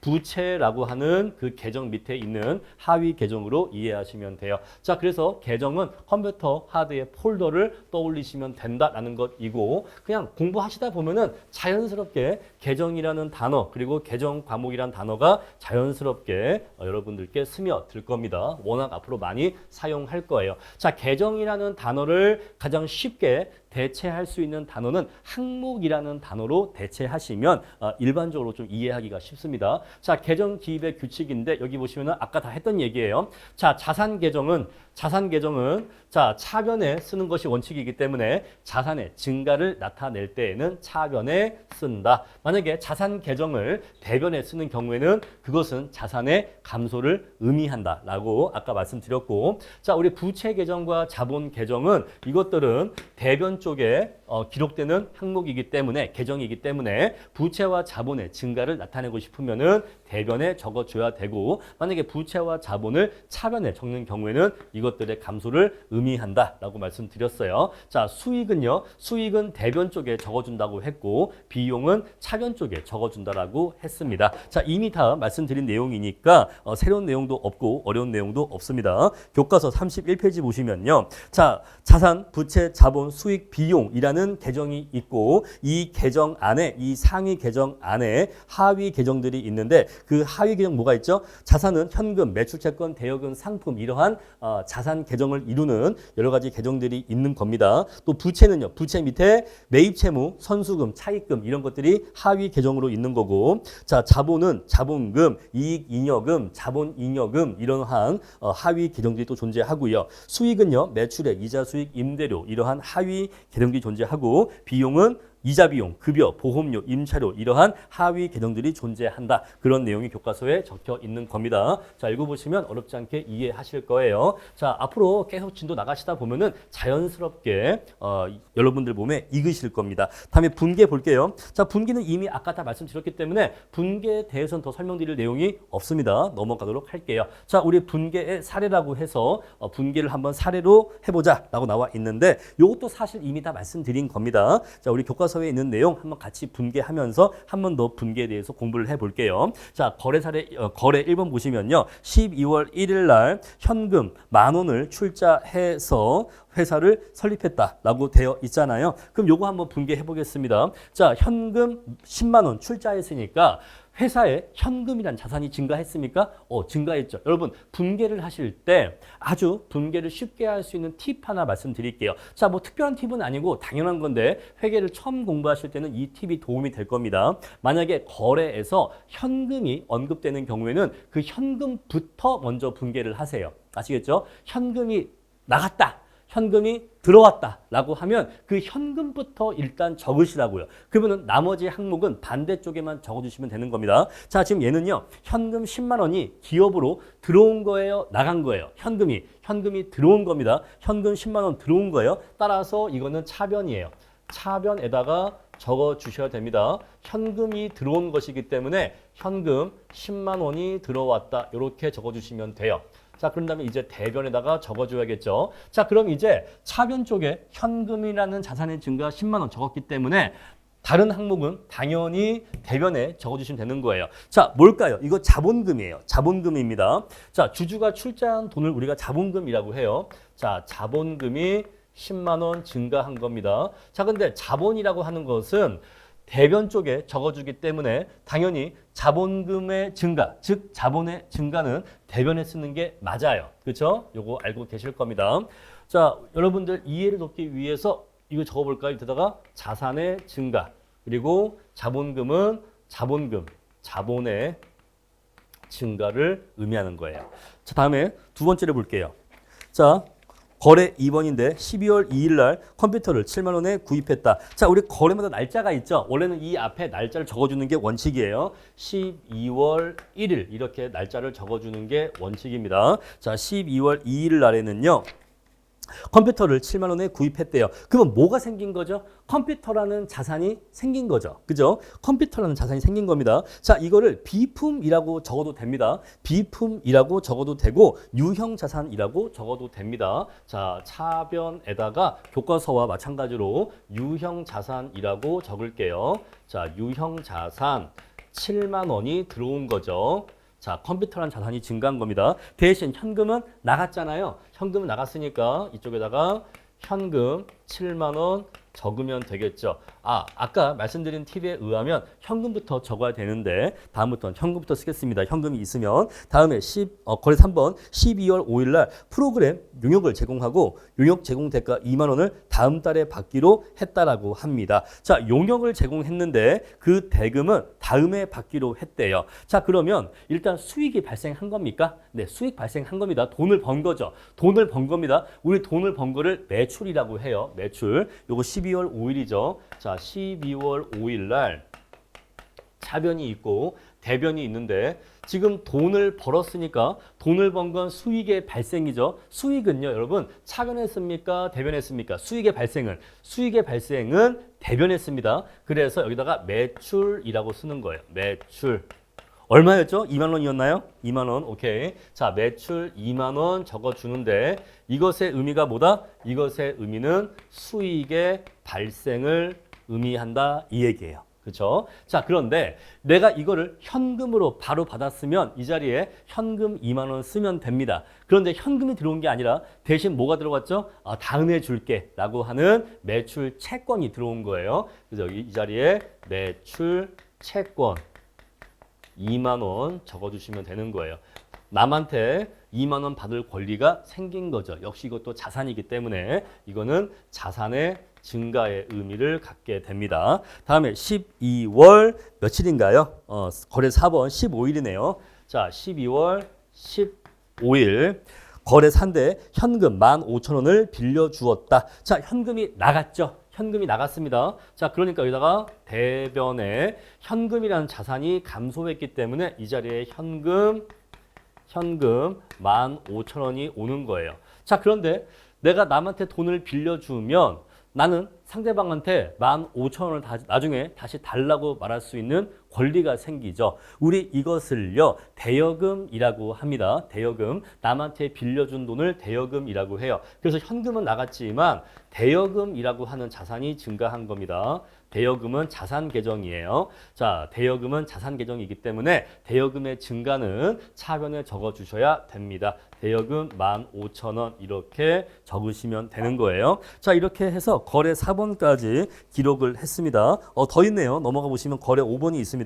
종업원 급여 10,000원을 지급했다. 요거 현금 나갔습니까? 나갔죠. 12월 25일 날 현금이 나간 거니까 일단 현금 나간 거 먼저 적어주시면 됩니다. 자, 현금이 10,000원인가요? 현금 10,000원 나간 거예요. 근데 왜 나간 거죠? 급여. 종업원 급여로 나간 거죠. 급여는 비용의 발생이죠. 비용은 어느 쪽에? 비용의 발생은 차변에 여기다가 급여라고 해서 10,000원 적어주시면 되는 겁니다. 다음에 거래 6번인데 12월 31일 날 회사는 추가적인 다음 자금 사용에 대비하기 위해서 은행에서 현금 2만 원 차입했다고 합니다. 자, 그러면 12월 31일 날 차변으로 자, 현금이 기업으로 들어왔죠. 얼마 대출 받았죠? 2만 원. 자, 현금이 들어온 거예요. 현금 2만 원 들어왔습니다. 근데 이 현금 2만 원 왜 들어온 거죠? 은행에서 돈을 빌렸기 때문이죠. 자, 그래서 차입금이 2만 원 증가한 건데 차입금은 부채 계정이기 때문에 부채 증가는 대변 쪽에 기록해 주는 게 맞습니다. 요거는 부채의 증가를 의미하고 이쪽은 현금이라는 자산의 증가를 의미한다. 자, 이런 식으로 우리 6개의 거래를 모두 분개할 수 있었어요. 아시겠죠? 자, 이런 식으로 해서 어떠한 거래가 있으면 이 거래가 자산 계정인지 부채 계정인지 자본 계정인지 그리고 수익 계정인지 비용 계정인지 그걸 구분하셔서 그것들이 증가하거나 발생한 건지 또는 그것들이 감소하거나 발생한 건지를 구분하셔서 차변과 대변에 적어주시면 되는 겁니다. 당연히 처음엔 쉽지 않을 겁니다. 당연히 처음에 쉽지 않을 건데 자꾸 반복해서 하다 보면은 점점 익숙해지실 거예요. 자, 교과서에 그 밑에 보시면 각 계정별로 T 계정 나와 있는데 요거 그냥 무시하고 넘어가도록 하겠습니다. 자, 넘어가 보시면 2번에서 재무상태표와 포괄손익계산서의 작성 나와 있는데 자, 여기 보시면은 이 안에 보시면은 자산계정, 부채계정, 자본계정 들어가 있고 그리고 수익계정, 비용계정 들어가 있어요. 자, 여기서 자산계정, 부채계정, 자본계정을 따로 떼어서 그것들을 싹 다 모아서 이렇게 싹 다 모아서 이쪽에 자산 계정들 모아주고 이쪽에 부채 계정들 모아주고 이쪽에 자본 계정들 모아주면 뭐가 만들어진다? 재무 상태표가 만들어진다 이 얘기예요. 재무 상태표가 만들어지는 겁니다. 자, 그리고 이 안에 들어가 있는 수익 계정이 있고 비용 계정이 있는데 자, 여기다가 이렇게 수익 계정들 모아주고 비용 계정들 모아주면 이러면 이제 당기순 손익이 나올 건데 이렇게 적어주면 바로 이게 포괄 손익 계산서가 된다는 거예요. 자, 근데 우리 요 내용은 요 회계원리책 맨 뒤에 있는 내용이기 때문에 거기에 가서 다시 말씀을 드릴 겁니다. 자, 일단은 포괄손익계산서와 재무상태표가 이러한 원리로 작성되는 거다라는 원리만 봐주시면 돼요. 자, 이렇게 있는 이 모든 거래들 중에서 여기에 있는 자산계정, 부채계정, 자본계정을 뽑아서 자산계정은 여기다가 부채 계정은 여기다가 자본 계정은 여기다가 자 뽑아서 옮겨주면 재무 상태표가 만들어지고 수익 계정을 뽑아서 여기다가 비용 계정을 뽑아서 여기다가 옮겨주면은 포괄손익 계산서가 만들어진다라는 기본적인 원리까지만 일단 이해해 주세요. 자, 연습 문제 넘어가겠습니다. 자, 같이 문제 보겠습니다. 자, 문제 1번 보시면요. 회계와 부기와 관한 설명으로 가장 옳지 않은 것 물어봤어요. 자, 부기는 일반적으로 단식 부기와 복식 부기 나눌 수 있다. 맞는 표현이고요. 복식 부기뿐만 아니라 단식 부기도 대차 평균의 원리에 의해서 자기 검증 능력이 있다. 틀린 소리죠. 복식 부기에만 있는 겁니다. 자, 3번과 4번은 맞는 얘기니까 넘어가도록 할게요. 자, 2번입니다. 회계상 거래로 인식되기 위한 조건으로 맞는 것인데 자, 금액의 측정 가능성하고 재산의 변화가 모두 있어야 되니까 정답은 3번입니다.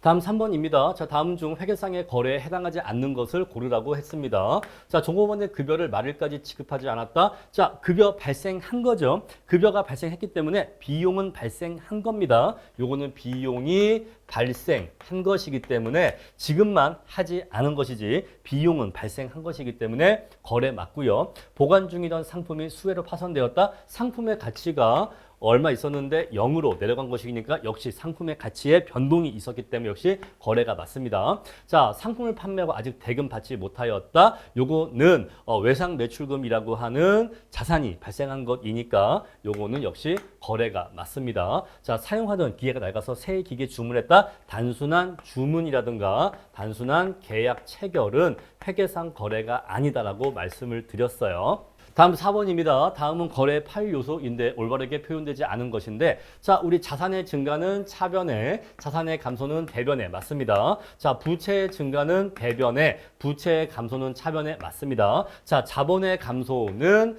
차변이기 때문에 지금 3번이 좌우가 바뀌었죠. 지금 3번이 차변과 대변이 바뀌었습니다. 요거 3번이 틀렸고 수익의 발생은 대변에, 비용의 발생은 차변에 맞습니다.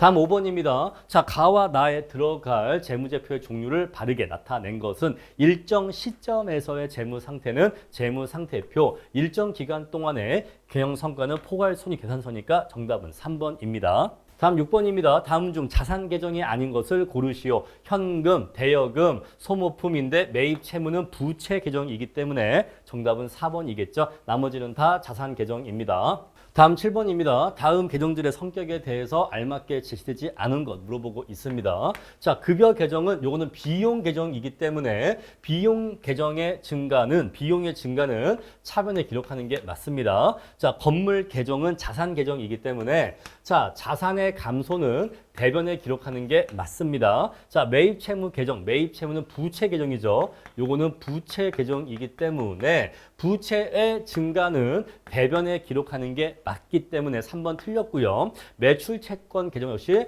요거는 자산 계정이기 때문에 자, 자산 계정이기 때문에 자산의 감소는 대변에 기록하는 게 맞습니다. 정답은 3번입니다. 다음 8번입니다. 아래 보기에 해당하는 거래는 다음 중 어느 것인가? 자, 자산이 증가하면서 수익이 증가한 거예요. 즉, 수익이 발생하면서 자산이 증가한 것이겠죠. 자, 보시면요. 은행으로부터 설비 투자 자금을 차입했다라는 것이잖아요. 요거는 부채의 증가와 현금이라는 자산의 증가가 발생한 겁니다. 요거는 부채의 증가이기 때문에 수익의 증가가 아니에요. 요거 한번 분개해 볼까요? 자, 요거는요. 이렇게 할 수 있습니다. 자, 차변, 이쪽에 대변인데 차변, 대변은 더 쓰지 않을게요. 이하 똑같습니다. 자, 우리 부채가 증가했기 때문에 차입금이 증가했겠죠. 차입금 얼마. 자, 액수를 나타내지 않을 때 그냥 이렇게 X자로 표시를 합니다. 대신 현금이 이렇게 XXX가 들어왔겠죠. 자, 두 번째 주식을 발행해서 현금을 조달하였다라고 하면요. 현금이 들어왔죠. 현금이 들어왔고 주식을 발행했으니까 자본금이 증가했을 겁니다. 요거는 자본의 증가가 있었어요. 수익의 증가가 아니라 자본의 증가가 있었습니다. 과거에 외상으로 매입한 물건 대금을 현금으로 지급했다. 그러면 현금이 나갔겠죠. 그럼 이 자리에 현금이 나갔을 겁니다. 현금 얼마가 나가고 대신 자, 그 매입 채무가 감소했겠죠. 부채가 감소했을 겁니다. 자, 매입 채무가 감소했겠죠. 부채 감소. 자, 대여금에 대한 이자를 현금으로 수취했다. 그러면 현금이 들어왔겠죠. 현금이 들어왔을 거고, 자, 대여금에 대한 이자는 이자 수익이기 때문에 이자 수익이 여기에 이렇게 적히는 겁니다. 이자 수익이 적히는 거예요. 그래서 수익의 증가와 자산의 증가가 모두 기록되는 건 4번입니다. 다음 9번입니다. 다음에 해당하는 거래는 어느 것인가? 자, 비용이 차변에 오고 자산이 이쪽 대변에 오네요. 자, 비용이 이쪽에 왔기 때문에 비용은 원래 비용의 발생은 차변에 쓰는 게 맞아요. 자, 이것은 비용의 발생을 의미하고 이만큼의 비용이 생겼고 그래서 자산이 얼마가 감소했다. 요거는 자산의 감소를 의미합니다. 자, 은행에서 100만 원 차입했다. 이 말은 부채의 증가, 그다음에 현금이란 자산의 증가가 오겠죠. 자, 부채의 증가, 자산의 증가 같이 오고요. 다음에 자, 기계장치를 5천만 원에 구입했다. 그럼 현금이 나갔겠죠. 자, 현금이 5천 나가면서 기계라고 하는 자산이 대신 5천이 증가했을 겁니다. 자, 관리자 급여로 150만 원 지급했다. 자, 그러면 급여라고 하는 비용으로서 비용이 150 발생했는데 현금이 150 나갔으니까 현금이란 자산이 감소했죠. 정답은 3번이고요. 제품을 매출하고 그 대가를 다음 달에 받기로 했다는 겁니다. 자, 수익이 발생했죠. 매출이라고 하는 수익이 발생한 건데 돈을 지금 당장 받은 게 아니니까 매출 채권이라고 하는 자산이 250만 원어치가 증가한 겁니다. 아시겠죠? 요거는 수익의 발생, 자산의 증가. 정답은 3번입니다. 다음에 10번입니다. 자, 다음은 주식회사 민준의 현금 관련 거래들을 분개한 것이다. 가장 옳지 않은 것 물어봤습니다. 자, 매출채권 100만 원을 현금으로 회수했다. 그러면 현금 100만 원 들어왔고 자산이 현금 100만 원 증가했고 매출채권이라는 자산이 100만 원어치 감소한 거죠. 요거 1번 맞는 표현이고요. 장부가액이 50만 원인 토지를 80만 원에 처분했다. 자, 사실 이게 조금 이 교재가 조금 조금 아쉬운 게 뭐냐면 너무 좀 빨라. 문제가 앞에서 아직 공부하지 않은 건데 너무 진도가 빠릅니다. 아직 우리 유형자산 처분이익이 뭔지 아직 공부하지 않았잖아요. 그래서 혼자 공부하시기엔 좀 어려움이 있어서 같이 제 강의와 함께 공부를 하시면 되겠습니다. 자, 우리 그래서 현금 80만 원 들어왔겠죠. 그러니까 여기는 현금 80만 원 들어온 겁니다. 그런 다음에 토지가 50만 원짜리 토지가 나갔잖아요. 자, 50만 원짜리 토지를 80만 원에 팔았으니까 양자의 차익인 30만 원을 우리가 유형자산 처분이익이라고 합니다. 요거는 수익 항목이죠. 수익 항목. 따라서 요거는 수익이에요. 수익. 우리 그래서 이 경우에는 우리가 지금까지 이런 분계는 처음 보는데 분계는 이런 식으로 반드시 한 개의 항목 오는 게 아니라 이쪽에 두세 개의 항목, 이쪽에 두세 개의 항목이 올 수가 있는 겁니다. 이쪽에 여러 개의 항목, 이쪽에 여러 개의 항목이 올 수가 있어요. 우리가 지금까지는 가장 단순한 형태의 분계를 공부했기 때문에 당연히 왼쪽에 한 줄, 오른쪽에 한 줄이 왔지만 점점 분계가 복잡해지면 왼쪽에 여러 줄, 오른쪽에 여러 줄이 오게 됩니다. 자, 우리 그래서 이 경우 보시면은 현금이라는 자산이 증가했죠. 자산이 80만 원어치가 증가했습니다. 그럼 이쪽은 뭐냐? 토지라는 자산이 50만 원어치 감소한 거예요. 하지만 유형자산 처분이익이라고 하는 수익이 발생한 겁니다. 이 두 가지 사건이 동시에 발생한 거예요. 아시겠죠? 이거 맞는 표현이고 유상증자를 통해서 현금 500만 원 조달했다. 자, 유상증자 아직 공부하지 않았죠? 너무 진도가 빨라요. 자, 근데 어쨌거나 현금은 500만 원 들어온 거 맞고 자, 유상증자는 자본금을 늘리는 것을 유상증자라고 합니다. 자세한 내용은 뒤에 재무회계 가서 공부하실 거예요. 따라서 차입금은 부채잖아요. 이건 부채고 유상증자는 자본금을 늘리는 행위이기 때문에 이 자리에 차입금이 아니라 자본금이 와야 돼요. 자본금이 와야 돼서 3번이 틀렸고요. 토지를 500만 원에 현금으로 구입했다. 자, 현금으로 구입했으니까 현금 나갔을 거고 토지 들어왔겠죠? 4번은 맞는 겁니다. 자, 우리 유상증자 아직 공부하지 않았으니까 이건 너무 신경 쓰지 마세요. 다음에 11번입니다. 자, 기초 기말 재무 상태이다. 다른 자본의 변동은 없다고 가정할 때 당기 순이익이 얼마냐라고 물어보고 있어요. 자, 1월 1일 날 현금 50만 원, 건물 30만 원 투자해서 영업을 시작했다라고 합니다. 자, 이게 기초고요. 기 말에는 재무 상태가 아래와 같다라고 해요. 자, 그러면 자, 지금 당기 차입금 10만 원이죠. 그러면 기초의 자본이 얼마입니까? 우리 앞에서 공부했습니다만 당기 순이익이라고 하는 것은 자, 기말 자본의 크기에서 기초 자본의 크기를 빼주면 바로 이게 당기 순이익이라고 말씀드렸었어요. 자, 우리 기말 자본이 얼마인지 구할 거예요. 자, 자산 빼기 부채를 구할 건데 자산이 얼마냐면 자산이에요. 그죠? 차입금만 부채입니다. 그래서 부채는 5만 원이라는 걸 알 수가 있고 요거 45만 원, 50만 원, 95만 원입니다. 95만 원. 따라서 기말 자본이 90이라는 거 알 수가 있어요. 자, 기초 자본은요. 요게 자산입니다. 합치면요. 80만 원이야. 그런데 부채가 얼마죠? 10만 원. 자, 그래서 기초 자본은 70만 원이라는 걸 알 수가 있어서 얘에서 얘를 빼주면 자본의 변동이 20만 원이니까 당기 순이익도 20만 원이라는 거 알 수가 있습니다. 정답은 그래서 1번이에요. 다음 12번입니다. 자, 민준의 기초와 기말 재무 상태이다.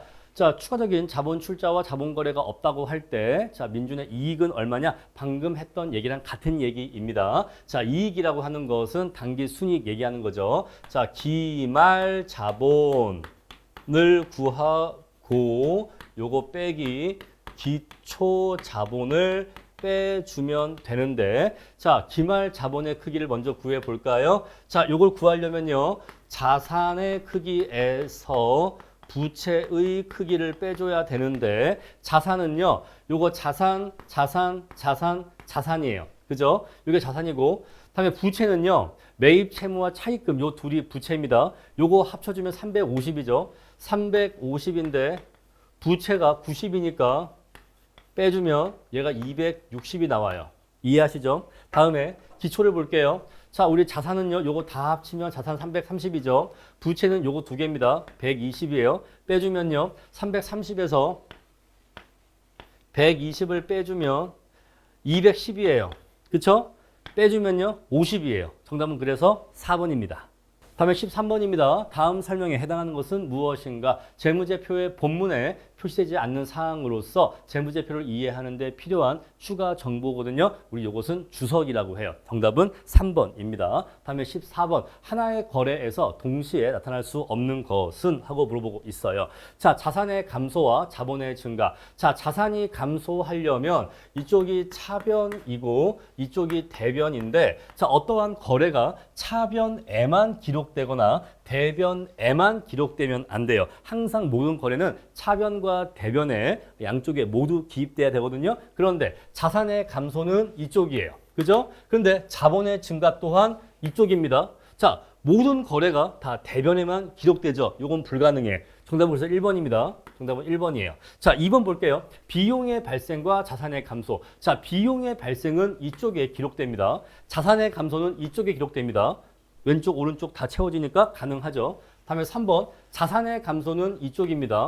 부채의 감소는 이쪽입니다. 그 역시 3번도 가능해. 다음에 4번. 자산의 증가는 이쪽입니다. 부채의 증가는 이쪽입니다. 따라서 모두 가능하죠. 자, 그래서 1번만 불가능한 거래라는 걸 아실 수 있을 거예요. 자, 이렇게 해서 제 2장까지 진도 나갔습니다.